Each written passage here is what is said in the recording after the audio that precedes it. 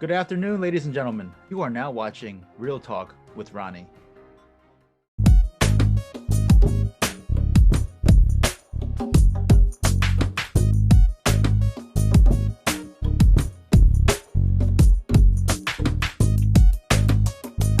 Thanks again for joining me tonight on my show's reaction segment. My name is Ronald Joseph Lin, and before we even begin, I want to start off by wishing everybody who's watching a Merry Christmas, a Happy Hanukkah, and generally speaking, a happy, healthy, and festive holiday season as we finally limp across the finish line into the new year.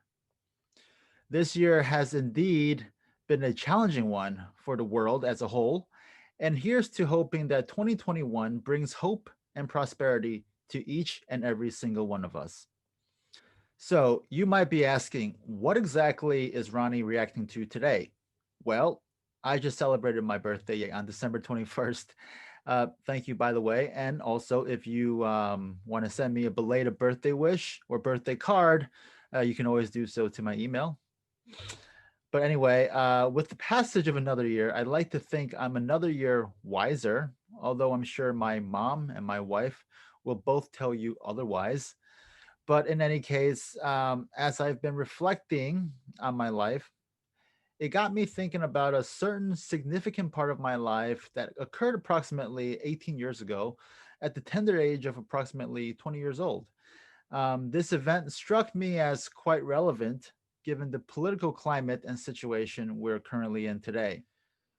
So it was around winter of 2002, and I had just finished the first semester of my sophomore year at Brandeis University, and Boston's notorious winter was in full force. Now, to anyone who's ever lived in Boston or is from Boston, you know exactly what I'm talking about. Luckily, it was January, and I was back home in New Jersey for winter break. It was around this time that a certain square jawed, patrician looking guy kept making the rounds of cable news television and gracing the covers of magazines throughout the country. His name was Mitt Romney, and he was handpicked by President George W. Bush to save the ailing, controversy laden, and cash strapped 2002 Winter Olympics that was scheduled to take place in Salt Lake City, Utah. As a savvy turnaround artist from the world of management consulting and private equity, Romney delivered, and the 2002 Winter Games turned into a spectacular success and a morale raising event for the United States. Now, you have to remember, this couldn't have come at a better time. The country as a whole was still reeling from the shock and horror of 9/11, and the success of the Olympic Games that year was a testament to America's resilience and mettle in the face of unspeakable adversity. Mr. Romney became Governor Romney of the Bay State the following year, and I, for one, became an ardent supporter and fan, knowing all too well that higher office would eventually be on Mitt Romney's political radar. Now, let's fast forward 9 years to the exact date of November 6th, 2012. At this point, I'm in my final year of law school in San Diego, which, by the way, has marginally better winters than Boston. Though on this particular night, I might as well have been in freezing Boston since I was effectively numb. Mitt Romney, the 2012 Republican nominee for President of the United States, had just conceded his election night loss to a newly minted two-term President Barack Obama, a guy whose career I had highly admired and followed so intently for the past 10 years, had just inexplicably lost to an incumbent president who had presided over one of the highest unemployment rates this nation has ever seen.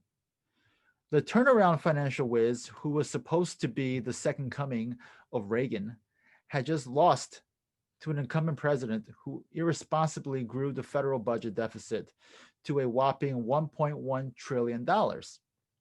Now, with chaos, disarray, and countless failures both at home and abroad for the incumbent president, this should have been, on all accounts, an easy win for the Romney Ryan ticket. Yet it wasn't. In fact, it turned out to be a relatively easy win for the Obama Biden ticket. After heavily campaigning in Pennsylvania, the Keystone State once again proved to be fool's gold for Republicans and Team Romney. However, just like every other polite, courteous, and gracious Republican electoral loser that came before him, Romney dutifully conceded and obediently settled into his place in the annals of American history as an also ran. Now, for people like Mitt Romney, who was the first Republican U.S. Senator to congratulate former Vice President Joe Biden on his apparent win, they genuinely don't understand why President Trump has not yet conceded. But for people like Mitt Romney, Susan Collins, Ben Sasse, and Lisa Murkowski, they also don't understand how to fight. And more importantly, they simply don't understand the will of the people. Last month, on November 19th, the junior U.S. Senator from Utah tweeted that President Trump has, quote, failed to make even a plausible case of widespread fraud or conspiracy before any court of law, and that it is difficult to imagine a worse, more undemocratic action by a sitting American president, end quote. In fact, a few days ago, Senator Romney once again said that it was embarrassing that President Trump had not conceded yet. Now, for someone who had been such an ardent supporter of Romney for over a decade, it really is hard for me to say this, but Senator Romney is flat out wrong on both counts. Given the countless allegations, affidavits, election day improprieties, and troves of evidence, both actual and circumstantial, that have sprung up all across the country suggesting massive voting irregularities at best and widespread voter fraud at worst, the president and his legal team have presented more than just a plausible case. Furthermore, there is nothing undemocratic in pursuing every legal avenue that is available to the president, especially in an election in which over 74 million legitimate voters genuinely feel cheated out of. For far too long, Republicans have been the gracious loser and have perfected the art of taking a public flogging with dignity and grace. Now, the reason why President Trump is revered and loved by over 74 million legitimate supporters is because he displays no such dignity and grace. He fights back, he fights hard, and he takes the fight to the bounds in which no other Republican would dare take. This, my friends, is courage. This is leadership. And this is why 74 million people love him. At the end of the day, Senator Romney's comments, tweets, and criticisms regarding the president should be taken with a grain of salt, given their acrimonious personal relationship, which has been well documented and gleefully exploited by the mainstream media. After all, Senator Romney was the only Republican U.S. Senator to vote to convict President Trump following his sham and partisan impeachment. There is no doubt that much of Romney's resentment towards the president stems from the fact that Trump was basically able to accomplish what Romney could not. But as someone who once revered Romney, I would implore him to remember who his real enemies actually are. The same mainstream media that has lately fawned over Romney's righteousness was literally the same people who ridiculed, derided, and lambasted him during his own run for the presidency. The same mainstream media that has dubbed Romney the moral conscience of the Republican Party was the same lot who spread despicable, distorted, and fake news about his positions and policies. They may love him now, but Romney would be egregiously naive to think they wouldn't pounce on him in a heartbeat if and when they needed to.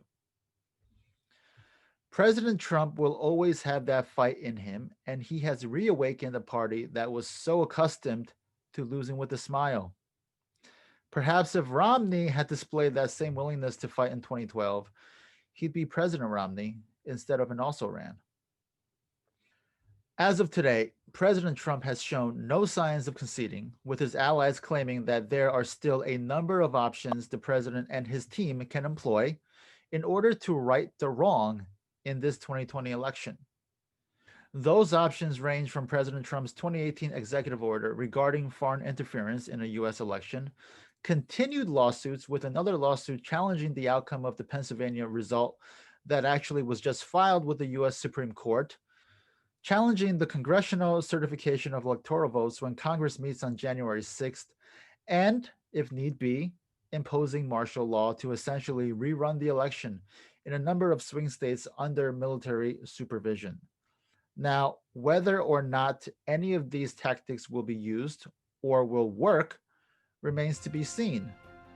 But one thing that is absolutely clear as day is that President Donald J. Trump will not give up, nor should he.